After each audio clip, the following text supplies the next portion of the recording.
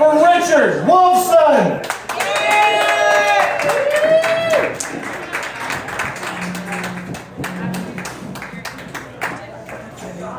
So first of all, the sound guy better turn the sound up. Otherwise, people think he's the worst mime I've ever heard. He's pretending he's talking, but I can't fucking hear him. So anyway, being that everybody else is drinking here, and I'm not, there's a reason why. I'm only 19.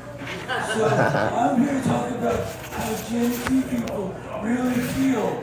First of all, we're not 19. I would want to fuck that hippie anarchist up on the mesa, but I'm 19. I'm 19, so I don't want to cookerize the whole world, so I'll leave you alone. Thank you, sweetheart. So, because I'm 19 and you people are not, I'm going to tell you why we don't like you.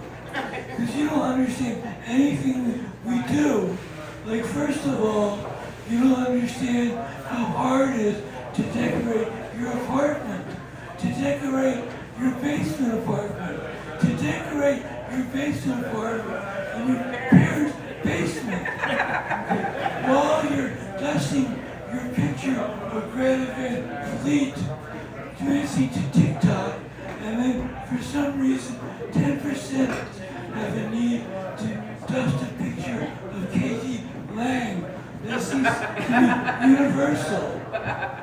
Some of my other complaints is crypto. You people don't understand fucking nothing about crypto. So I wrote a poem about it.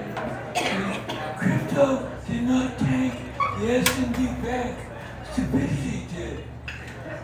Wokeness did not take away all your money. Greed did. So that's my take on crypto. And I think that is called haiku, but I'm not sure. That's what my guess is. The other thing all people don't know about is the metaverse. Now in the metaverse, you can buy like a metaverse Dodger Stadium and sell tickets to metaverse Dodger games. Or you can also own the McDonald's next door and buy meta hamburgers. You can do anything in the metaverse. The one thing you can't fucking do in the metaverse is tell jokes, because that shit does not work. You wanna know why? Here's an old joke. Why did the chicken cross the road? Why? In the metaverse, the chicken didn't have to cross the road. It was always on the other side of the road, judging you, just like your stepmother, just like Marjorie Taylor Greene, just like Lauren Boebert. Okay. How many comments does it take to screw in a light bulb? How many? In the metaverse, none, because the light bulb screws you. So that's why jokes do not work in the metaverse.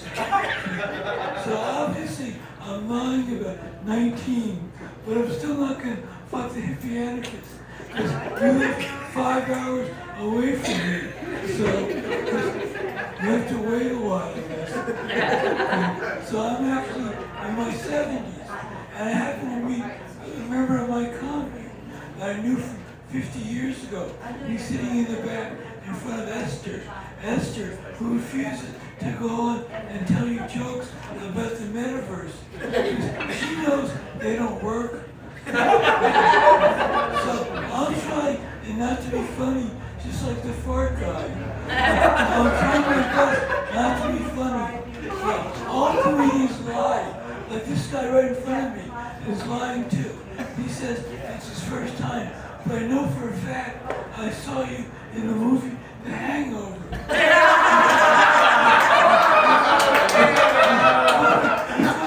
My cousin and a tiger. Did you like that tiger? Liars all. Chad also lies about everything. If Chad, his mouth is moving, it means he's lying. Just like they say about alcoholics. So don't trust anything Chad says. When he says I'm funny, he might be lying. I might just end up doing fart joke like the other guy. So because I'm the last one, this bar closes at midnight, which means I have 3 hours to say shit. So my friend Esther said, did you ever want to host a comedy show? And I said, fuck no. But the one thing I always wanted to do is run my own variety show, which I'm going to do. I'm going to have guest stars. I'm going to be poetry. I might have a song or two. But there's one thing I promise you that I'll never, ever do. There'll be no fucking juggling in this act. No knives, no chainsaws, no shit like that. So, let me bring out my first guest star. You.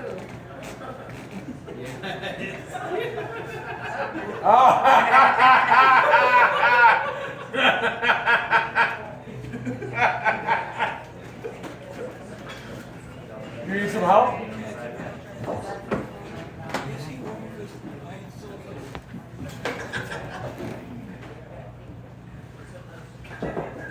There you go, bud. Hi. So my name is Climate Change. And this is the comedy styles of climate change. The reason I'm doing this is my last act got really panned by the Wall Street Journal. So the guy who wrote that about me is now in Russia. You know who I'm talking about. You don't fuck with climate change, you'll end up in Putin prison. So, before I smite all your asses, I have some gifts for you. Awesome.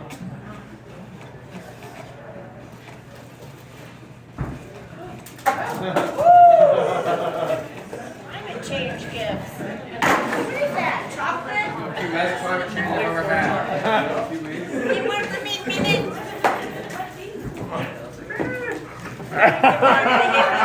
It's climate change. Thanks, climate change. Thanks, climate change.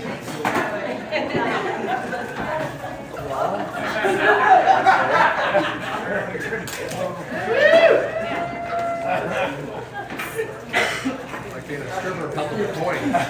Because I'm a god. Seen These it. are from my cousin, who's the Milky Way. They came out of her butt, but I hear young people like to eat things that comes out of butt, so. Paul Giamatti seems to like it over there. So these are some of my comic stylings. My favorite music is the theme from 2001, A Space Odyssey, which is called Thus Spake Zarathustra. And it's based on the writings of Friedrich Nietzsche.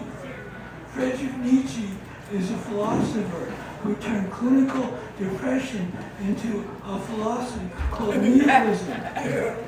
So it's either him or Zola. So on the right side, Friedrich Nietzsche also had the idea of putting cocaine in Coca-Cola. So taken all in all, he's like a human mushroom. He's a fun guy.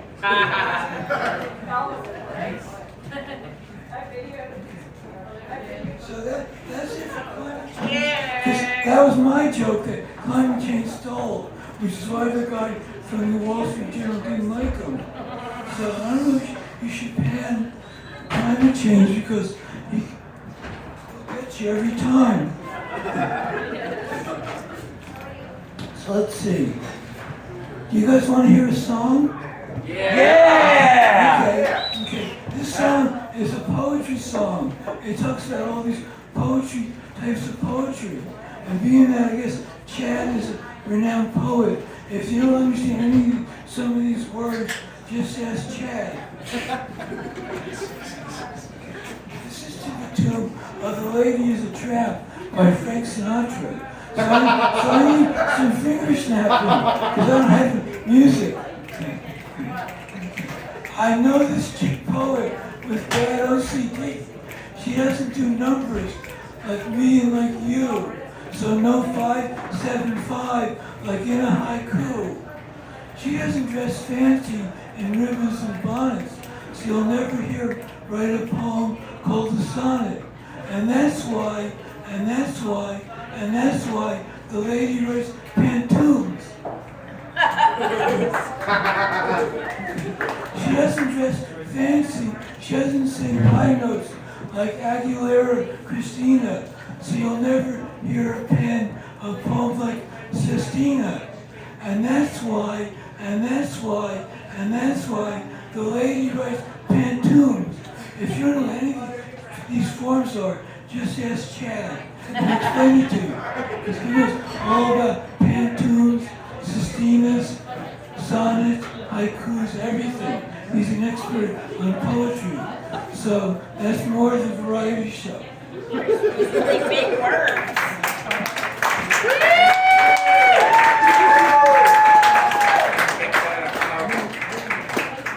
Jokes.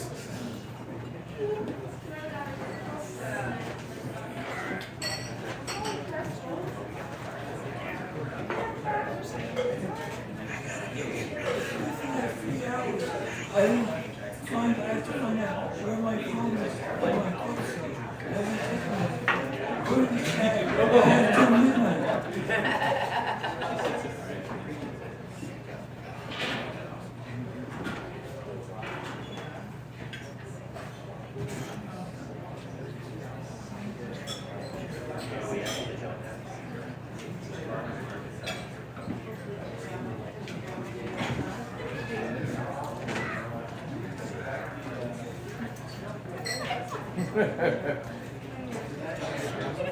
So about 20 years ago, my wife died. So I started watching poker on TV. And my dream was I would become the first crippled poker champion on TV. And also, one of my favorite poets is a poet named William Blake, who a lot of you were probably forced to read in high school. Did any of you guys actually go to high school though? If you went to high school, raise your hand, because that means you read Tiger, Tiger. They force you to when you're senior high school. So this is to the beat of Tiger, Tiger. But it's because it's about poker. This one's called Aces, Aces. It's poker mixed with Tiger, Tiger, burning bright. Aces, aces, burning bright in the high stakes of the night. What hidden hole cards might you hold? Cowardly me, must I always fold? Mortgage payment on my mind, possibility of three of a kind, drawn by men with faces lined. Lacking tails could be a sign. This could be my Waterloo, to be defeated through and through. Finances stuck in murky land. Wife departed, no more kiss of hand. In my head, those awful sounds, flying dollars, pesos, and pounds. On my tombstone, on my mound, lies a man, couldn't go one short round. To raise the pot is too bold. It's a Royce that can't be rolled. Perhaps a gent might neatly split, avoid the hovel or the pit. Aces, aces, burning bright in the high stakes of the night. What hole cards might the Lord hold? Would he notice if my soul be sold?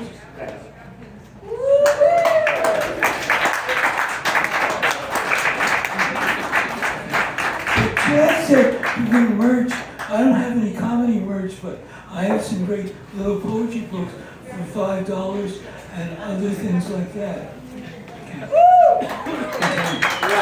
So I guess continuing on with my variety show, this next bit about my dog.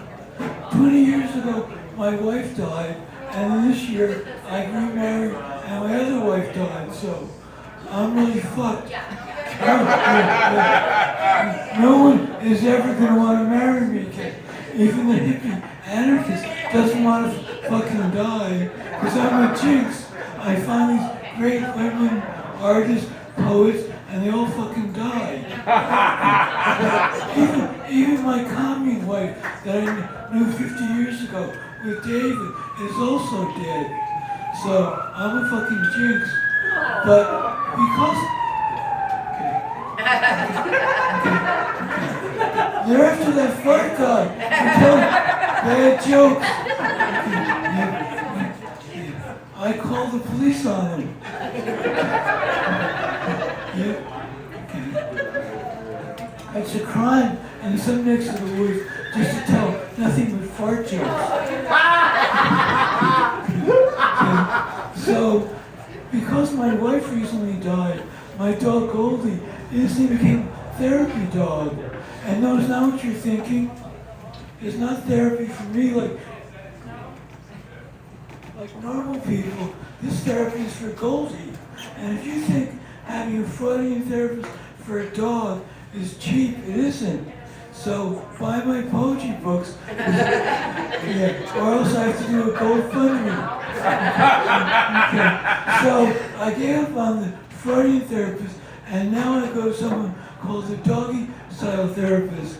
Now, don't Google that, or the FBI will come looking for you, unless your name is Fido or Goldie. So I don't recommend you look up that type of therapy.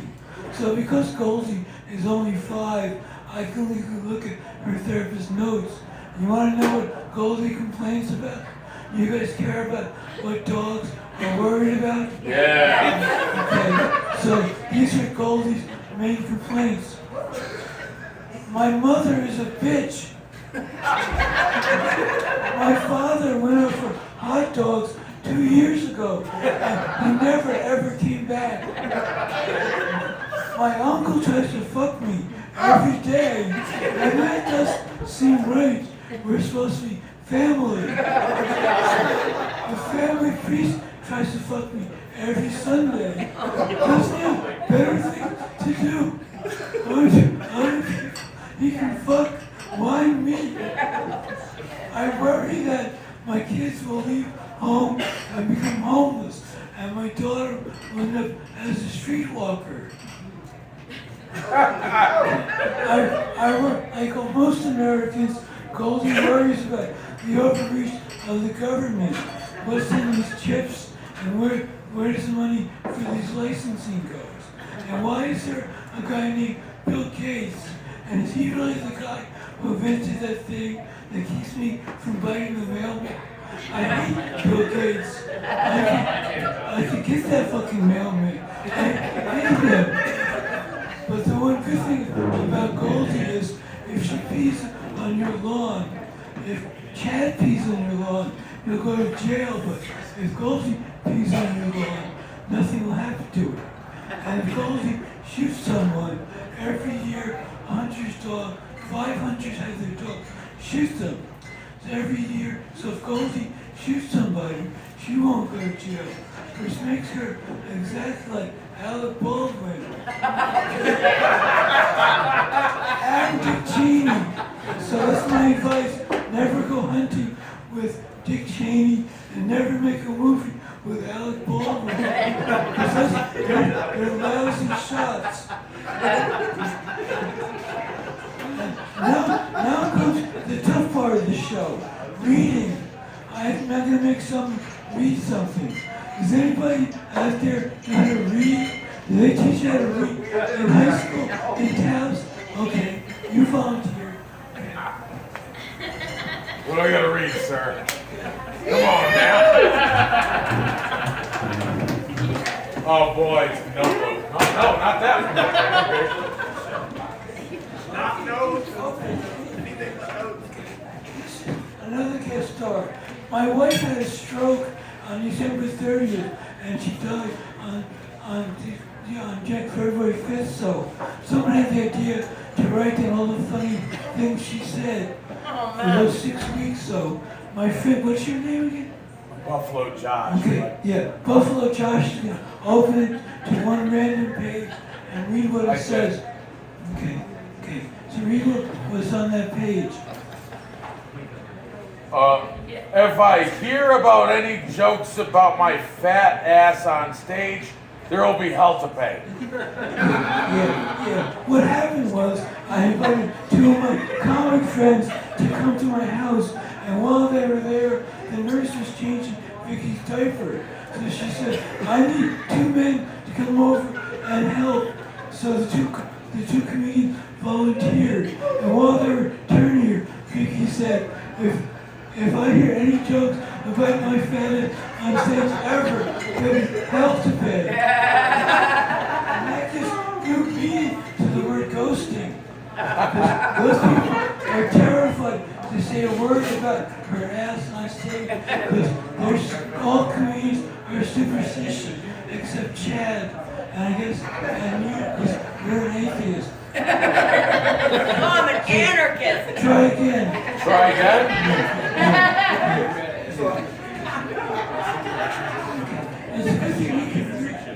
I don't know if anybody else in this bar can read. Okay, Vicky wants a land full of boner folders. She imagined her arms might fall off, but probably not. She thought that was not optimistic. Vicky wanted to mention the bold crane while Brian was here. Yeah. A bone folder has nothing to do with boners. It's something used to fold origami cranes. It's a little plastic stick. And yeah, she was trying to teach my friend Brian how to fold cranes. And I guess that's how she was doing it that night. So there's no boner involved in my wife's last thoughts. You want one more? Yeah. All right. You're such a good reader. It's kind of hard. Yeah. Did the first paragraph of the poem, Malice, it seemed like I was dead? She means Richard's email about her, Stanley? About her stay. She means Richard's email about her stay. Okay. Yeah, I think that's because she wanted me to read a poem about her death. But I tried reading that in front of 250 people, and I cried my eyes out. Oh, this is sad. Yeah, so I'm not going to try that. Yeah. Okay. Try a funnier one then. I'm sorry. I'm so sorry. I need to know my place. Yeah. Okay. Try a funny one. All right, I'm so sorry. Okay. Yeah. Okay, here we go. I'm just gonna turn to the first page. Okay. Folder. Okay. Yeah. It's amazing you take one tool and cue it to many people, and everyone will find their own special way to use it. What does it say below that though? Oh, time is stupid down. Oh, time is slowed down. Yeah, that's because she was laying in bed dying. God damn it! You're fucking hilarious. Josh. A funny one. Okay. I guess that's it then. That's it? Yeah. Okay. You graduated high school, Josh. I did. Yeah. Okay. It was a good enough degree, but I did. Okay. All right. There you go. Okay. Thank you. So Chad also said I can talk about some of my 12-step programs because I'm not 19, so I've joined in my life 50,000 12-step programs. And here's the first one. My name is Richard Wolfson, and I use heroin every day. I use heroin all the time as a metaphor. So this is Metaphoric Narcotics Anonymous. Hi, Richard. And my name is Richard Wolfson. So what kind of metaphor do I tell, you might ask? I was at a jazz club and I said to my friend, jazz is like heroin. You don't know what's happening. You don't know where it's going to take you but she never, ever wanted to end. And the next day you come back for more. So it's exactly like heroin. So people always say, Richard, you talk about heroin all the fucking time. Have you ever actually done heroin? You guys want to know if I've ever done heroin? Yeah. I want more yes from the bar. Yeah. Okay, I did heroin once accidentally. Now, how did I do that? Am I less stupid? No, my friend was stupid. My wife and I were very addicted to coke because it was the 80s and we were Americans. I'm not 19, so there's not one American alive during the 80s who was not addicted to coke, especially George W. Bush. He was addicted to coke in the 80s and the 90s up to the day he became president. And they were like, you gotta stop that shit. So my brilliant friend thought he was clever, and he put some white powder in a white container, just like coke, and was gonna take note that he thought we thought it was heroin. So he snorted this shit. I'm like, this is the weirdest coke I've ever had. Because when you snort coke, Chad and I, you know all about what it does to you. I guess Chad's doing heroin right now. So instead of going to the front of my head, it went to the back of my head. I'm like, Woody, what kind of fucking coke was that? I said, it wasn't coke. It was heroin. But the funny part of that story was, Any water? I got a beer.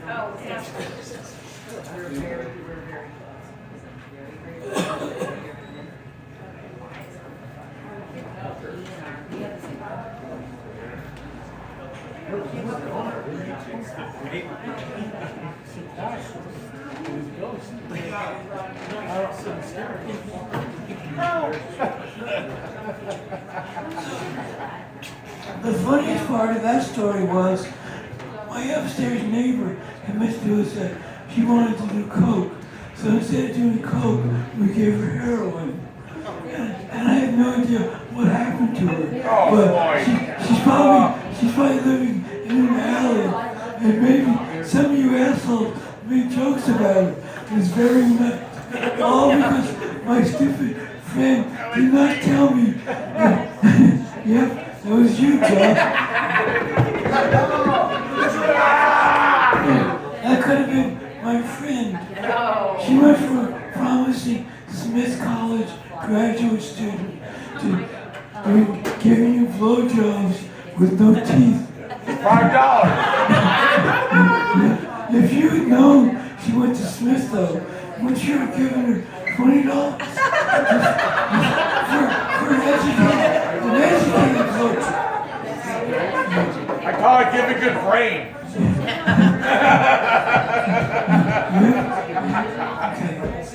Okay. So, I love you, man. I'm a member of other 12-step programs, but I need 2 volunteers to stand next to me for this thing. How about, yeah, a boy and a girl. Boy, there's Bennett. Where's the girl? I'm a boy, you're a boy. Do you want to be the boy? Do you want to be the boy? I'm like, Just make it happen. Come on, let's go. Get on with the show. I'm gonna save you. oh, all right. I'm all set.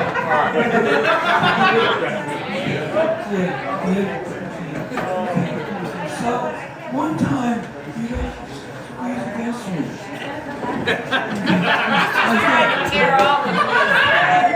Yeah. So one time, against all medical advice, I fell and got stuck under my friend's truck while the truck was running.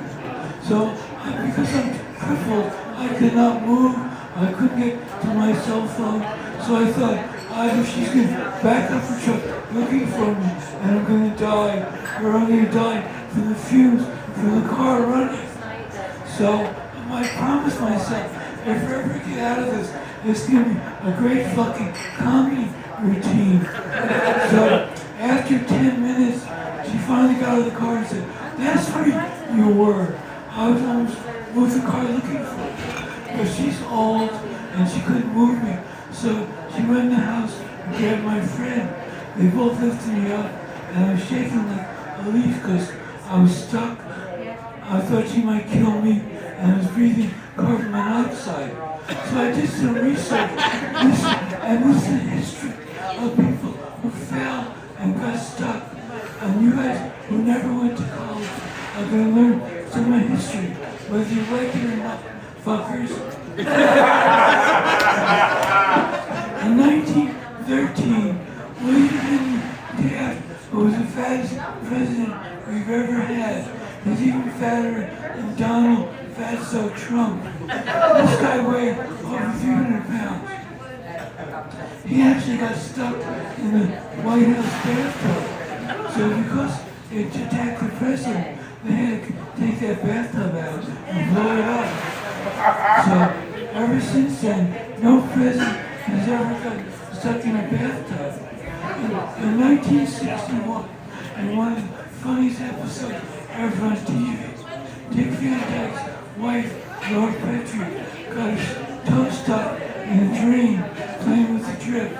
I don't know if you've ever seen it, but if you guys have ever seen television, go to the bathtub scene with Laura Petrie. Anyway, her husband had a painted on mustache. Anyway, a lot of hijinks ensued. The fire department came and they broke the door down. And in another sitcom situation, in early 2000, George W. Bush got a pretzel stuck in his throat, and he almost died because for some reason he was watching the Super Bowl alone, which I never believed that. Why would the President of the United States watch a football game by himself? Where was the Secret Service? So again, they broke the door down, knocked the pretzel out, and pulled the President's throat. So what happened was, I was stuck between the car on my left and the wall on my right. So I got really squeezed in there. Okay. So this, have you guys ever heard of frottage? Frottage is something they do in New York City. It's getting sexual satisfaction by rubbing up against strangers. I invented this word. It's called frottage. It's getting comedic satisfaction by rubbing up against strangers. Okay, so you guys can go now. But no, Thank you. You're great, man. You're great. So, yeah, those are two more of my guest stars in the Richard Wolfson comedy show. So I also, okay. Somebody actually said he was from New Jersey, but he didn't say what exit. So I say he's fucking lying. Because I grew up in New Jersey, and we're legally obligated to say what exit we came off from. So I know that guy was lying. I was born on the East Orange and Orange exit. So I was actually born in Norfolk. My parents lived in Orange, New Jersey, which makes me an Orange Jew. And my parents were Orange Jews.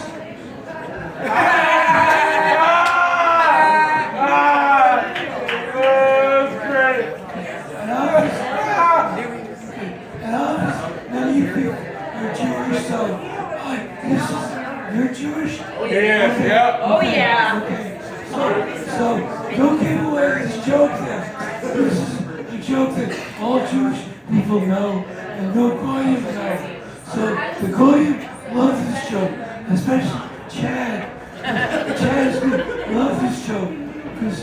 it's like Oh yeah. it's like dick adjacent. It's not really about dicks, but it's dick adjacent. I don't like telling adjacent jokes.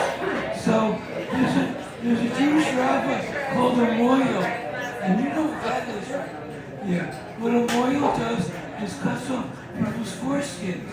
So I said to him, Rabbi Moyle, what do you do with all those foreskins after 40 years?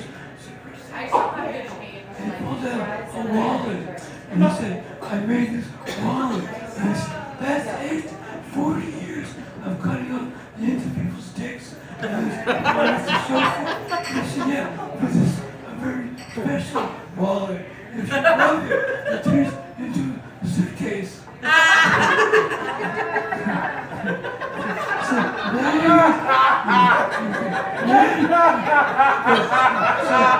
you guys know the Jewish joke. Because many are Jewish, many are legally allowed to tell it. Fair enough. But you can tell all the fart jokes. So once I was by a mosh pit. So I went to my friend and said, I just wrote a mosh pit joke. So I told him, he said, we better workshop on that. The commentators think that joke sucks, so don't tell it to anybody. So I wrote a better joke. I was at this mosh pit, and I was standing on the periphery of it, and some guy I've never seen in my life came running over to me and said, hey man, you look like you need a stool. So he gave me the stool, and I sat on the edge of the mosh pit. So I've never actually been in a mosh pit, but it happened mosh pit adjacent. So that ties in with the last joke. So, because I'm trying to sell my poetry books to pay for my dog's psychotherapy, I'll read you a few of them. But this is like $5 poetry books. One's called Love Lives to the Library, but obviously only one person in the room had to read some. Maybe something on the Bible for Josh, because I know he knows how to read.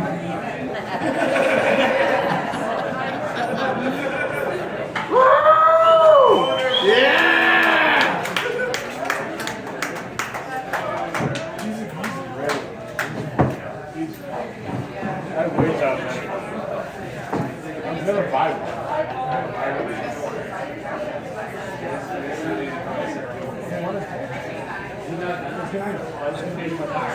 I thought that was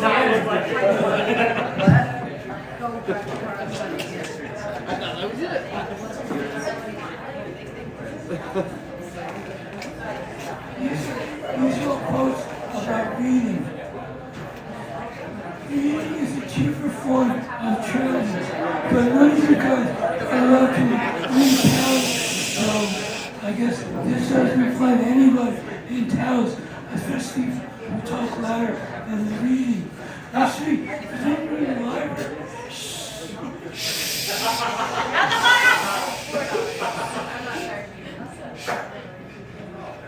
Here's one for Josh and the other Josh. If a book was a donut, imagination would be the central hole.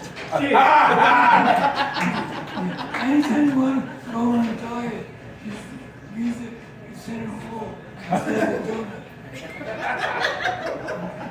Hey, your boy. To open a book is to hear the echo of the first spoken word.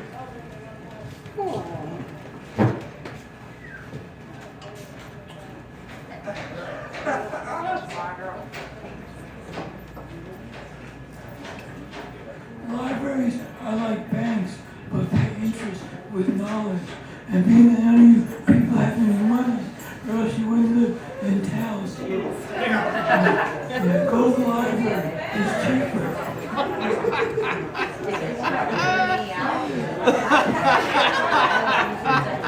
Opening a brand new book is akin to a mother's kiss of a newborn.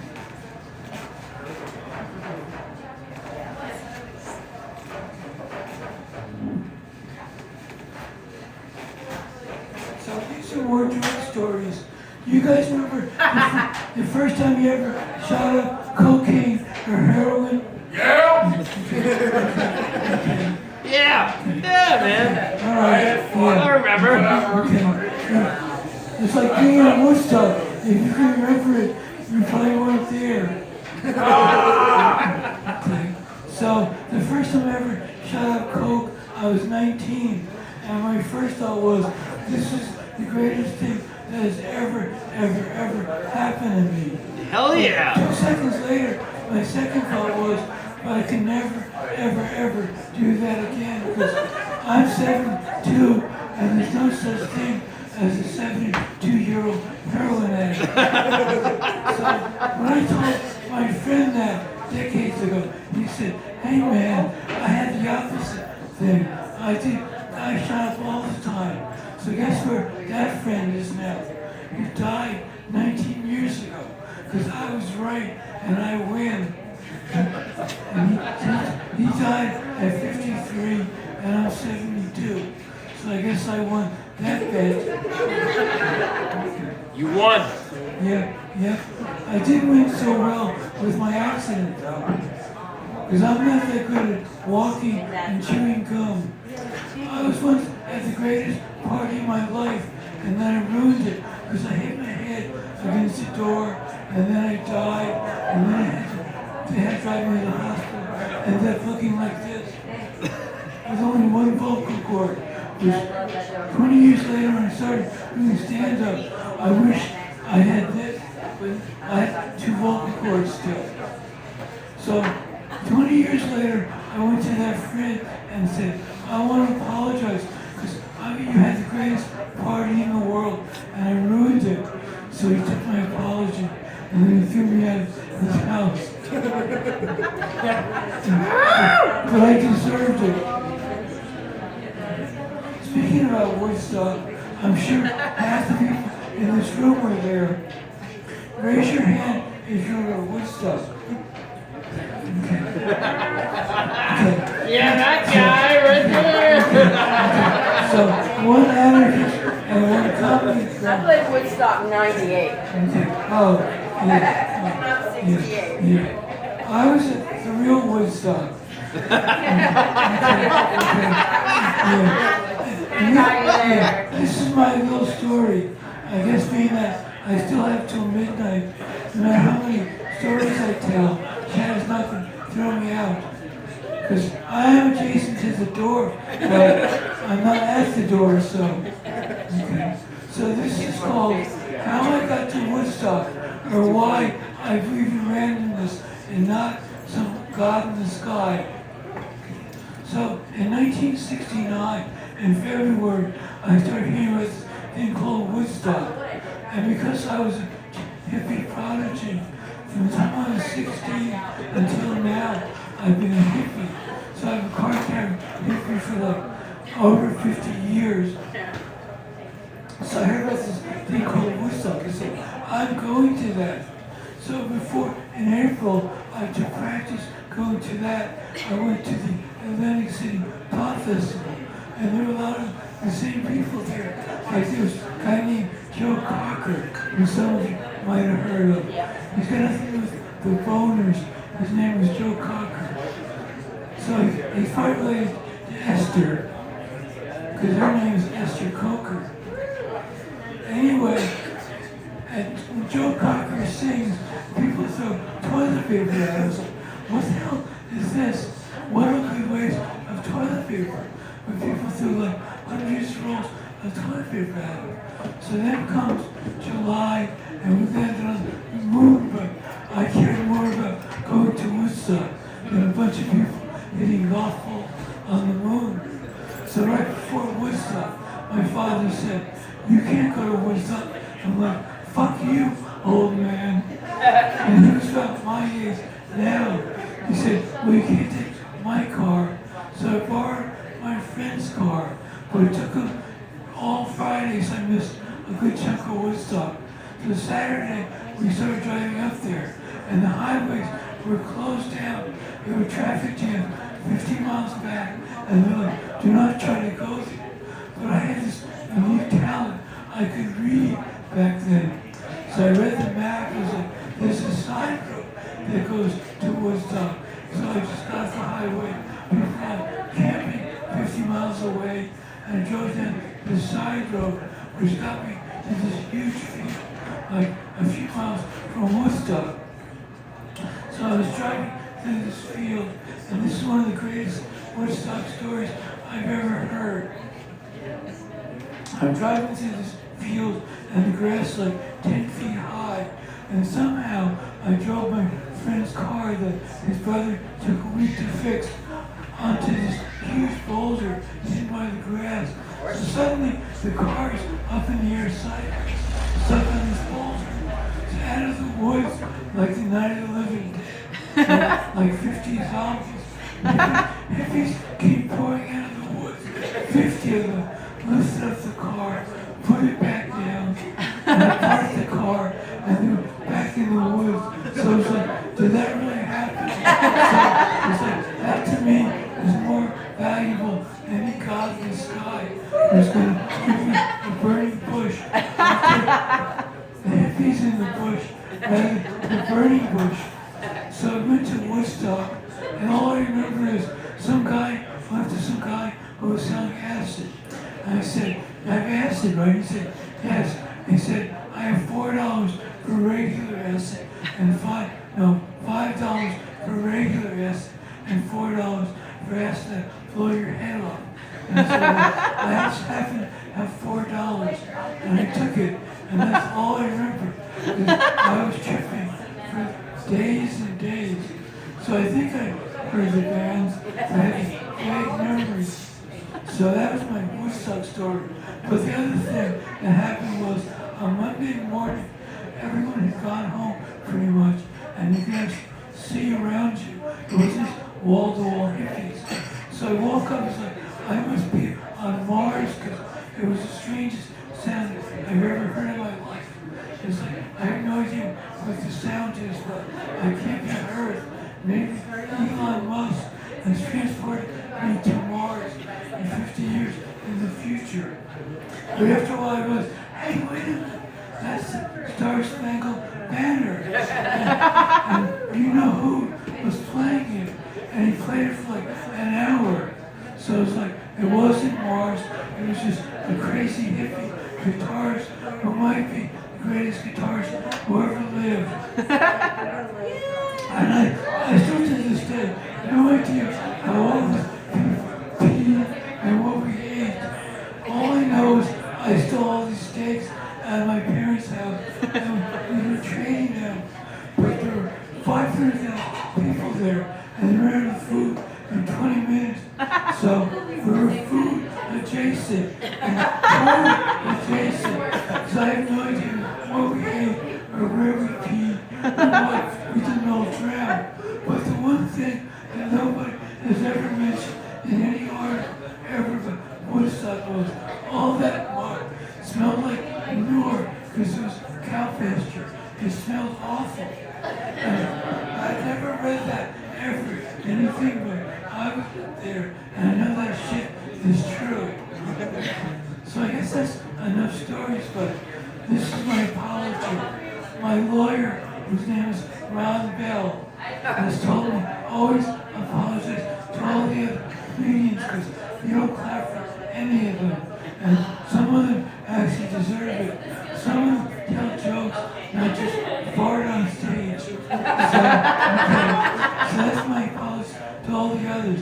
I wish Esther had told the joke because she's so funny, but if long as she gets comedy adjacent, that's good enough for the rest of us. Okay.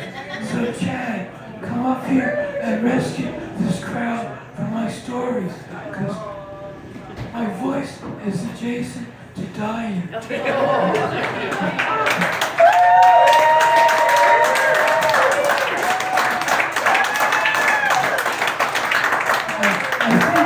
don't think it's middle like that, so maybe Chad wants to refute some of the things I said about it. I'm not sure.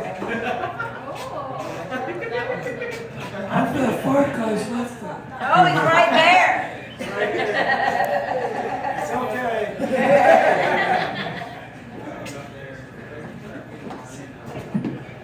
Richard Wolfson, you guys.